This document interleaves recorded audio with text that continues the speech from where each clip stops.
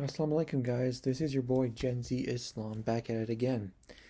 Today I'll be talking about my views on the Taliban.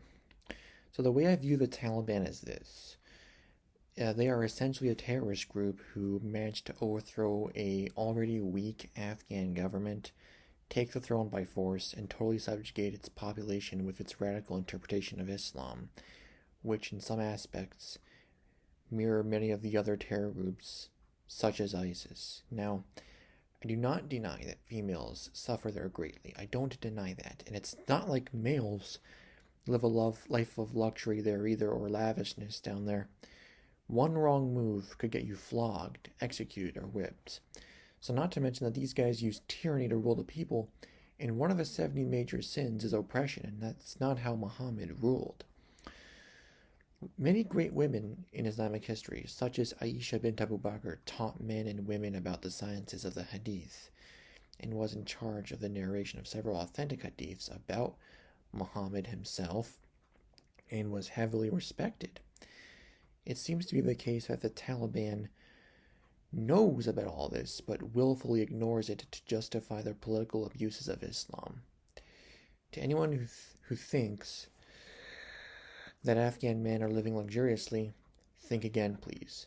Not even men have it easy down there. It's literally an Islamist dictatorship. On Freedom House, they have one of the lowest freedom scores, 6 out of 100, which equals to not free. And even men have been tortured by the Taliban for perceived crimes and are also forced to comply with dress codes as well. And also, let me add in that it makes zero difference what a woman wears, like, whether she wears a burqa or not. She's still oppressed either way by him.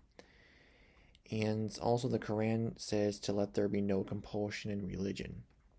And the Taliban's in clear violation of that.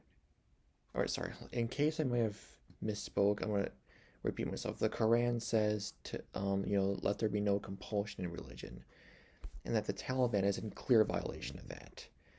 Also, there's a hadith where it says that if a person had been forced into Islam, then they weren't a true Muslim, since your shahada has got to be sincere and by your own free will. And I contend that forcing someone to wear or not wear something is equally bad. And also, under the rule of pre-revolution Iran, it was actually illegal for Muslim women to so little as wear the hijab, with the Iranian cops literally yanking women's hijabs off in public, like yanking their hijabs off their heads in public. So we've got pre-revolution Iran yanking women's hijabs off their heads, and we've got ISIS and the Taliban enforcing oppressive dress codes on women. So these things are both equally bad. Not to mention, I haven't heard a clear hadith or saying that Muhammad actually killed anyone for simply not dressing a certain way. So Muhammad had been described as al-Amin, honest and merciful, even by his enemies. Like, even the ones that tried to take him out saw him that way. The Taliban violates Muhammad's rules in all ways, even though they claim to have Sharia. Anyhow, that's all for right now, folks. If anyone's got any questions, please let me know.